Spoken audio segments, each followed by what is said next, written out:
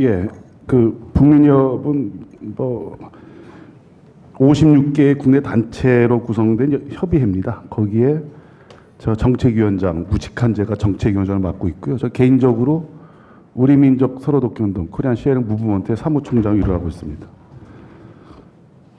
앞에서 그 헤라클레스가 아니고 헤라클레토스였습니까? 예, 전 헤라클레스가 힘만 셀 뿐 무식하였더니 뭐 아니었군, 죄송합니다. 제가 이렇게 했는데 하여간 우리 처음에 우리 델러리 교수님 소개받을 존 들러리인 줄 알았습니다. 그래서 이게 그 명색이 여러 분들이 오셨기 때문에 좀 너무 들러리 세운 게 아니라고 생각했는데 아까 명확한 아주 환상적인 토론 너무 감사하고요.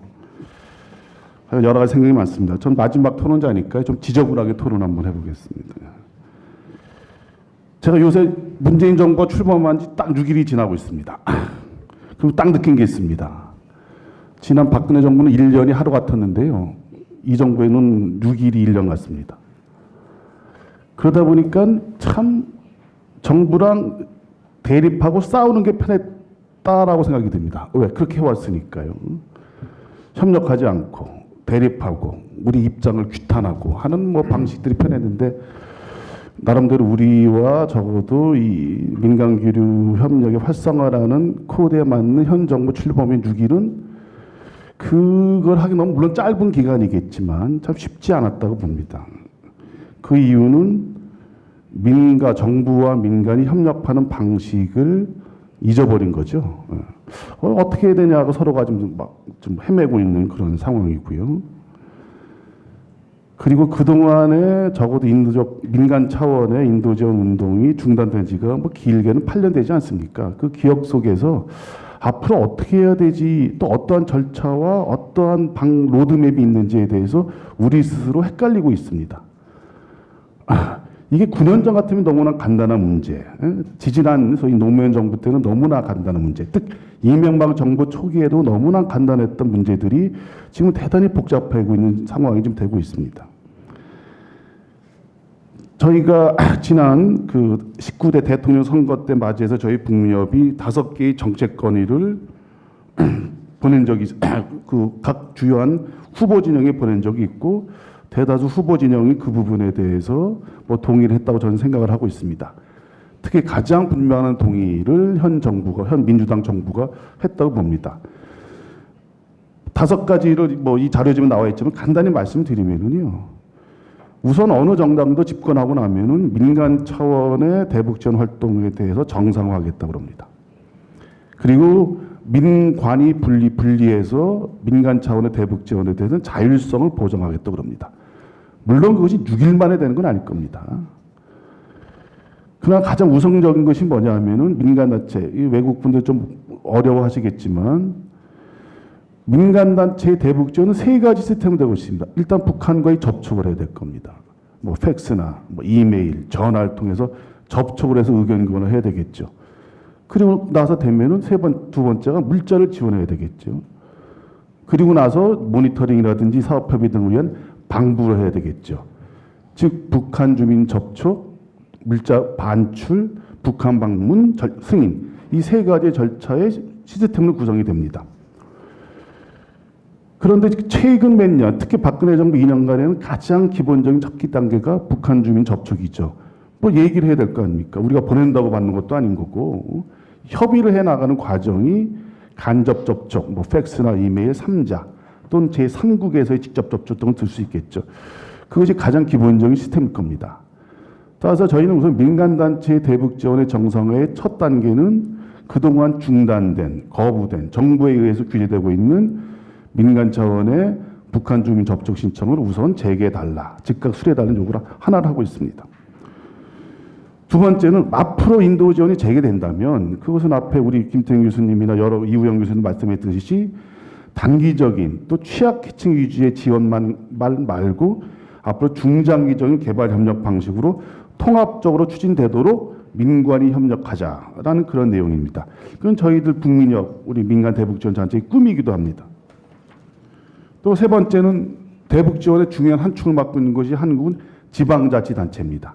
경기도, 서울시 등등의 지방자치단체도 여전히 대북 지원이 중단돼 있기 때문에 민간단체와 함께 우리 지방자치단체 대북 지원도 함께 허용해 줬으면 좋겠다라는 내용이 세 번째 건의사항이고요.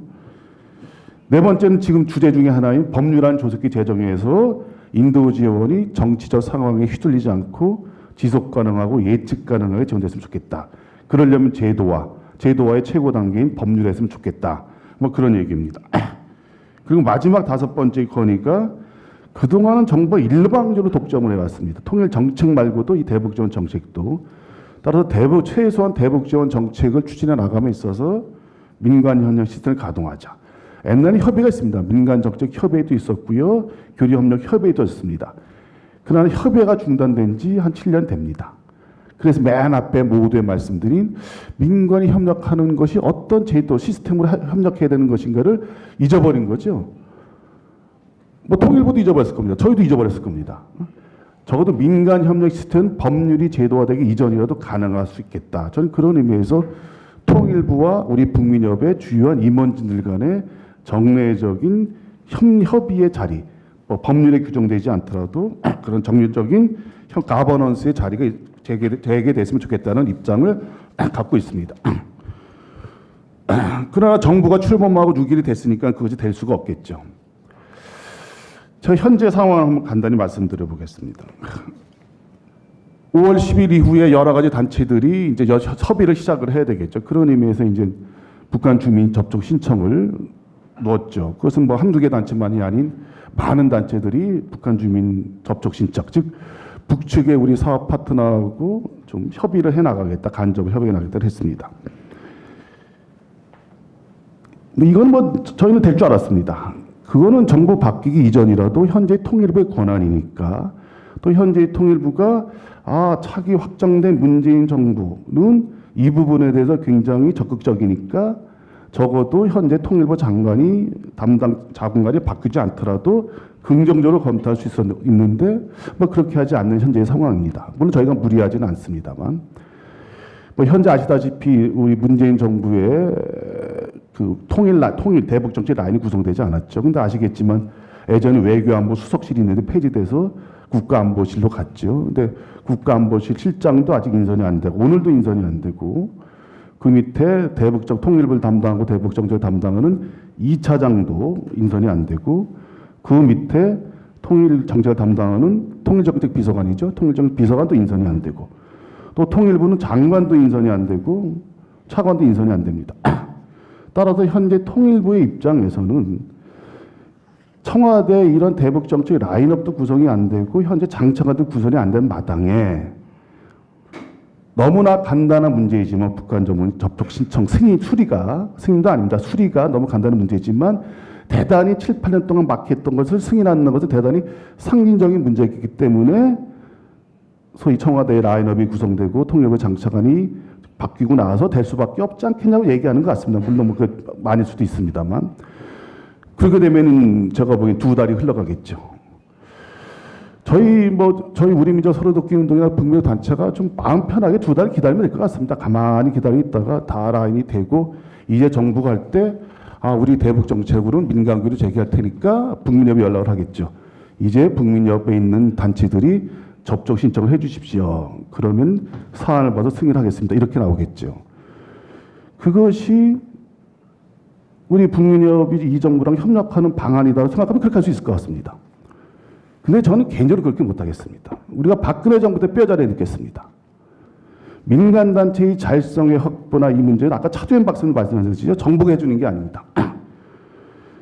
지난 박근혜 정부에 대해서 우리가 분명하게 민간의 자율성과 독립성을 침해하는 것에 대해서는 약간 물론 라이벌하게 돼 있지만, 현재 문재인 정부도 적어도 문재인 정부가 갖고 있는 대북 정책의 하나의 액세서리로서 그런 거죠. 정부는 강하게 나가지만 민간을 해주겠다.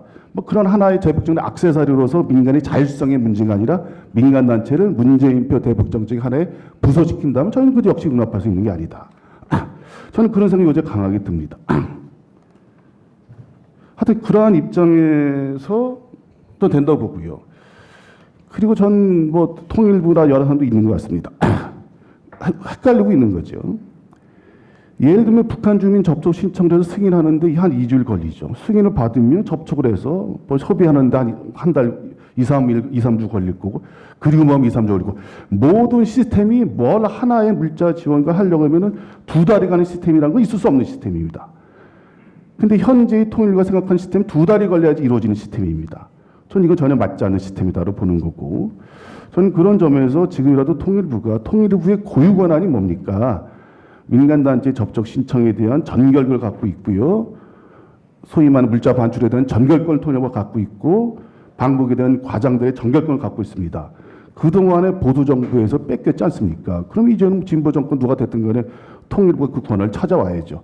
그래야 얘기가 될 수 있다는 점에서는 통일부가 좀 분발했으면 좋겠다는 얘기를 하는데, 다행히 이 자리에는 기자가 없으니까 마음 편하게 그냥 한 걸 뿐입니다. 두 번째 거는 통일부가 걱정하는 게 있습니다. 야, 한 단체가 주민접촉 신청을 냈고 수리를 하니까 여러 단체가 본물처럼 할 거다라고 그럽니다. 그럴 겁니다, 아마. 한 단체의 접촉 승인을 받고 현재도 한 수십 개의 접촉 승인이 와 있겠죠. 그러면 정부가 통제가 안 된다고 생각하고 있습니다. 이 정부가요. 이 정부의 그런 파고 방식은 박근혜 정부 다를 게 없습니다. 민간이 본물처럼 다 오고 민간 질서가 전혀 없지만 민간들이 한 뭐 몇십 군데 단체 사회문화교류도 있을 거고 종교계도 있을 거고 인도 지원 단체 있을 겁니다. 그런 많은 단체들이 각각의 사업의 입장에서 주민 접촉 신청하는데 그것이 본물처럼 터져 나와서 정부가 통제가 안 될 거라는 걱정을 왜 통일부가 합니까? 그 걱정은 민간이 하는 거고 북한이 하는 겁니다. 정부는 정부대로 민간의 최소한의 독립성 보장의 최소한의 존재인 접촉을 승인해 주면 되는 거예요. 그 다음부터 북한을 간다, 물자 반출 신청 갔다는 것을 어떻게 할 것인가를 단체별로 협의해 나가면 되는 거죠. 저는 그런 의미에서 좀 하여간 좀 그 초기에 현 정부와의 밀월 관계를 가질 것이 아니라 우리 지원 단체들 또 사회문화교류 단체들의 민간 독립성을 보장하라는 것에 대한 분명한 입장들을 다소 현 정부가 불편하더라도 표현할 필요가 있지 않겠냐라는 그런 생각을 좀 갖고 있습니다. 이것이 뭐 전 개인적인 북녘의 생각이 아니고 개인적인 상황입니다. 인도 협력별 상황을 말씀드리면 일단 이인영 의원이 발의를 해서 지난 정부의 외교통일위원회에 상정이 돼 있고 심사까지 마쳤습니다. 통일부가 이 법에 대해서 그렇게 하자라고 하면 통과될 겁니다. 근데 사실 이 법을 내고 통일부는 안 된다고 그랬죠. 이 법의 내용이 뭐가 문제고 이것은 우리는 이렇게 생각한다고 얘기해 준 적이 없습니다. 적어도 인도 지원에 대한 관련법이 필요하다고 통일부와 민간, 국회가 협의해 나간다고 한다면 이 법의 내용들이 협의해 나갈 겁니다. 지금 이 법의 내용은 국회와 민간단체가 합의한 내용이지만 정부 입장에서는 정부 행정권을 뺏긴다 생각을 하겠죠. 내용에 보면 그런 게 있습니다. 무조건 수리하게 돼 있고 민간단체의 방북이나 물자 지원을 불허했을 때는 별도의 위원회에서 승인받고 공개받게 되는 통일부 입장에서는 불편한 구석이 이 법에 있는 건 사실입니다. 인정을 하고요. 저는 그런 의미에서 이 법이 통과가 된 이 법을 만들어야 된다는 것에 대해서 서로가 민관정이 합의한다면 이 법의 내용에 대해서 진지하게 협의해 나갈 용의가 있다라는 점을 말씀 좀 드리겠습니다.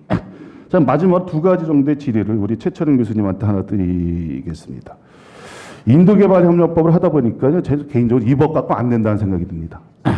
앞에 말씀드린 일입니다. A라는 사업을 하기 위해서 접촉 신청 승인을 받고요. 승인을 받으면 북한하고 협조를 해서 물자 지원 승인 또 받고 물자를 보내고 나면 다시 또 북한 방문 승인을 받는 개개의 이런 승인조차가 맞지 않다고 보는 거고요. A라는 사업, 예를 들면 말라리아 방역 사업에서 합의를 하면은 그 사업을 합의해 주면 그 합의에 내에 있는 접촉, 승인, 방북 이제 포괄적으로 승인되는 포괄 승인제를 바꿔야 되지 않겠냐라는 거고, 그런 의미에서 인도개발협력보다 다루지 못한 하는 중요한 내용이 있습니다. 지금 아까 말씀드린 우리 북민협이 56개 단체라는 거는 왜 56개냐?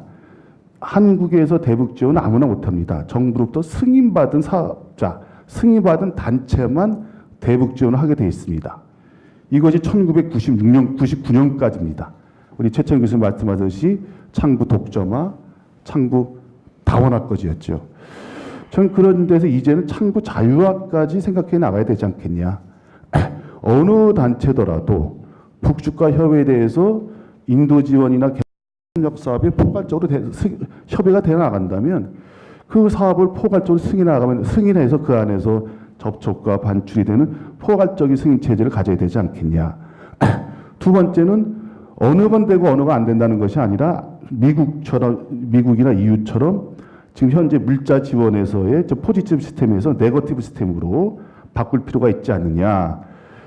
그리고 세 번째는 아시겠지만 금강산 관광 중단이라든지 개성공단 중단은 법률에 의거하지 않습니다. 한국의 모든 대북 정책은 통치행위입니다.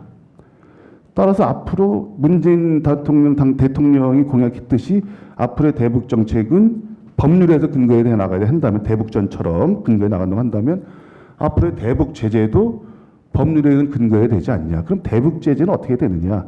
오늘 보니까 미국은 계속 대북 제재를 법률에 근거하지요. 2년 하고 다시 필요하면 연장하고 테러 지원국하고 연장하고 북한인권법 5년짜리 되니까 다시 또 연장법을 내고 처럼 모든 대북 정책은 법률에 근거하듯이 대북 제재에도 법률에 근거해야 되지 않겠냐.